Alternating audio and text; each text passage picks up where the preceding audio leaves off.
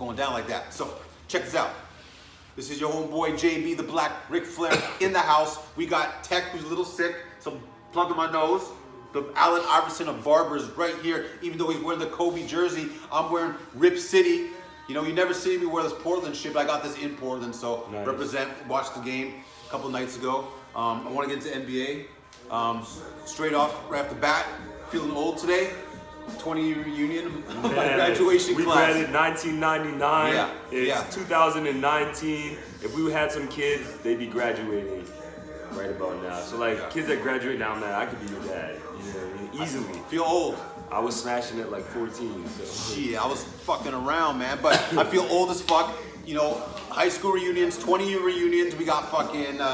I'm taking care of plants and make sure my plant gets like sunshine and water. I'm like worried about the plant. That's how you know when you're old. You're like caring about plants and shit. Yeah, man. Your mindset changes. Like now, you might think about like wanting to do better, be better. Looking back, I wish I would have done better in school. I know I'm smart now. I have more self-confidence in my intelligence.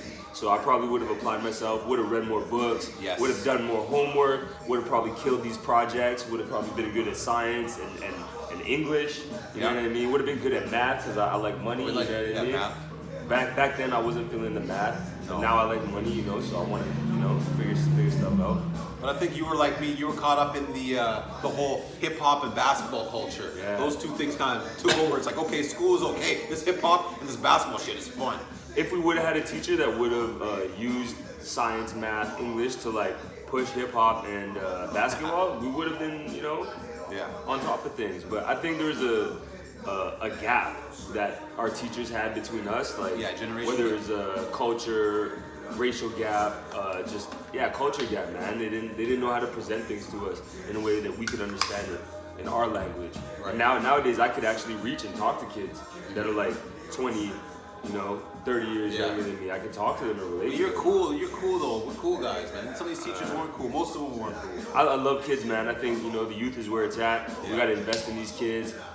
10, 20 years from now, they're going to be adults. And whatever we give them is what they're going to do for the world. And man, it just breaks my heart to see young people waste their life, to lose their life. And life is precious, man. It's important to have fun, enjoy yourself, but also to leave a mark, man. Yes. Leave a mark. Leave something for the next generation, because accumulating material things, it doesn't really matter at the end of the day. I got tons of these jerseys, but it doesn't matter. I got to impart on somebody's life, you know what I mean? And leave something for the next person to pick up and carry on. Yeah. So shout outs to Joseph, Caleb, all you young kids, David, rest in peace, all you young kids that are out there, man. Keep pushing, keep doing life, man. Enjoy it to the fullest, Yeah.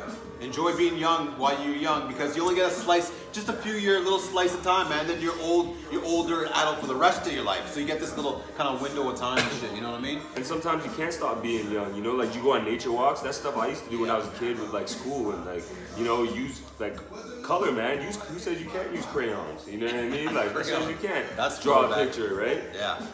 Read a fun book. You know what I mean? Like, do stuff you would when you were a kid. Go on some dates. That's what I did once. I went on dates. Yeah, man. Hey, let's hold hands. Let's go to the movies. Anyways, so 420. I was at this 420 thing on the weekend, Vancouver. 100,000 people in this thing. 100,000 people. 420. You know what I realized is that I don't belong there. Number one, I don't smoke weed. Yeah. Right? Yeah, I don't smoke weed. Number two, I don't smoke weed. Number three, I don't smoke weed. No, I don't like the smell. I don't like. Oh, for real? Because they fuck up. Like, yeah, I get it, but man, it doesn't work with me, man. If it's some A-grade weed, like cool. Also, if there's like air ventilation, cool. But yeah, I don't want my clothes smelling like weed. I'm a cologne guy.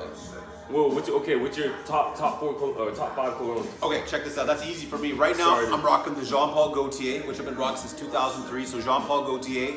I have to go with D&G Dolce & Gabbana, the original one that came out like in 90 something. So Dolce & Gabbana. We got fucking Polo Red. I'm rocking the Polo Red. This new one called YSL. YSL's dope. And Saint Laurent. That's 4. Yeah. 5. Number 5, I go with maybe. Damn, it's crazy. What's up with 5, man? Something. I don't know. I got 4. Nice. 4. I'm gonna go check these out. I'm actually gonna go to the base soon. I need to get some cologne. That's Sumiyaki. Sumiyaki? Is that Japanese? No, but it's player shit, man. You'll like it. I like that. Player shit. I like the player shit. Yeah. Anyways, I'm all about that. so yeah, 420 was a mistake, man. You weren't there, but you've been to 420 before? No, I haven't. I don't like being in places where there's lots of people. Yeah. I don't like large groups of people. People act stupid. I like to use the bathroom every now and then, so I want to be able to walk to the bathroom carefree. Yeah. I like my space, man. And I'm not big on the weed culture. I think people are just out there like disrespecting the weed. I think marijuana has a place in time and in life, but it's not for people to just overdose and wild out and like, you know what I mean? Chill. And make a mockery of it. Yeah, man, you can celebrate at home in the cupboard. I get it. People want to see a concert. People want to interact. Cypress Hill was there. Cypress Hill was there. And right when I got there, Cypress Hill was performing. So Insane in the Membrane. they did Insane, but it was you couldn't go up to the stage. There's too many people there. So I kicked back. I was near like the water and shit, near the rocks. I didn't want to be around all those people. Yeah, and then there's garbage and stuff. Man, I don't want to be around fights, no drama. Yeah. Yeah. So yeah, 420 did that.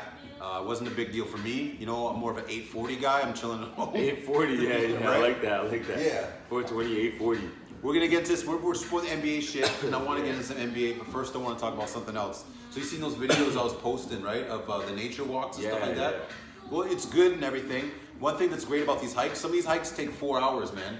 I'm willing to do some other 6-hour hikes. But you know what's good about the hikes is that I unplug. There's no cell phones. Nice. I'm taking footage every now and then. But I feel like this culture, what's going on now, a big cell phone addiction. Yeah, man. And I feel bad because after I'm done the hike, it's like, oh, let me show everyone what I'm doing in the hike. It's kind of like, it's an addiction, man. It is. So speak on it. What do you think about cell phone addiction? For me, it's hard to interact with certain people, talk to people, have a conversation because their phone is either in their hand or they're on their phone. I hate talking to people when they're on their phone. There's a time and a place for it, obviously, right?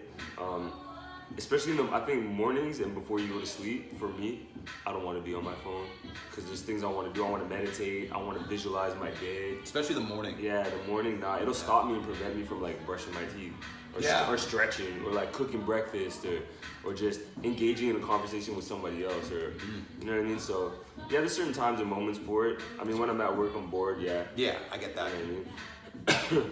But yeah, I definitely think that there should be like a certain etiquette, phone etiquette, especially when you go to a table, you're eating with people. Yeah. Everybody just put your phone down. Let's talk. Yeah. You know, let's cell phone addiction, it's real, man. Like real. literally people, okay, you wake up, right? Like you said, waking up and it clouds your mind. Oh, let me check the phone. I'm in comfy in bed. Check the phone before you go to bed. Hey, people have sex and after you're done sex, oh, let's put the song on. Or before you have sex, let's put the song. You're touching your phone before you start doing the action. You take the phone to the bathroom. Take the phone to the shitty phone to the bathroom. So next time someone passes you their phone or you ask for someone's phone, just know that they probably take their phone to the bathroom. Oh yeah. You know? Especially girls, because they go to sit down every time, right? We pee standing up, the girls they sit down, so you know probably take their phone.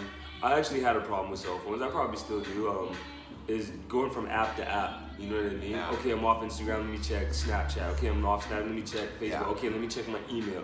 Okay, let me. Like, you know what I mean? Sports, yeah, ESPN. It just becomes too much, man. Like, I believe in a simple life. Like, don't over. But it's a real addiction though, because you use it every single day. Like when you're doing a drug and you use it every single day, if I accumulate the time I've been on my phone or using the drug, the phone gets used more every single day than the drug. Yeah. I'm a music, like iTunes and an Instagram guy. That's what I spend most of my time, which isn't good. YouTube once in a while. Yeah. Yeah, man, it's tough. And then also now porn, right? Yeah. You can take porn anywhere. Yeah, in the palm of your hand. In the palm of your hand. Yeah. And I think porn is destructive in a couple ways. One, if you beat off too much, you're a low energy person, you know what I mean? You need the juice to walk around and be active and stuff.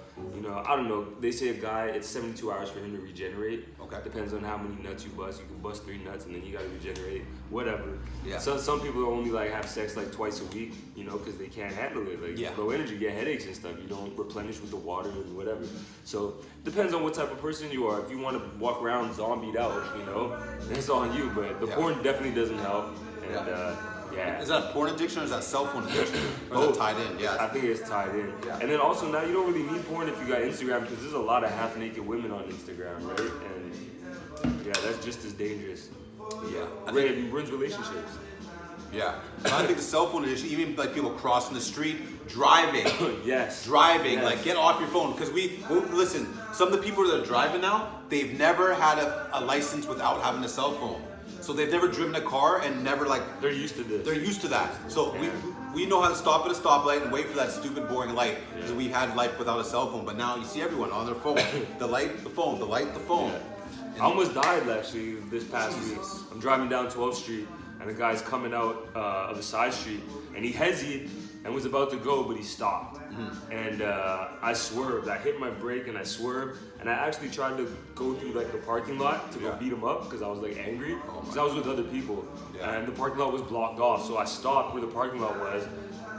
And I just stopped and I was like angry. And I looked and the guy actually made his turn and took off. But he's lucky I didn't catch up to him because I would have got in the car. Yeah, and I probably kicked his car and like tried to like do something to him. Yeah. And I'm not really a violent person. I don't like take pride in none of that. No, I'm joking. I know you're not a violent person. But I was pretty upset, man. I thought that was it, you know? So, yeah.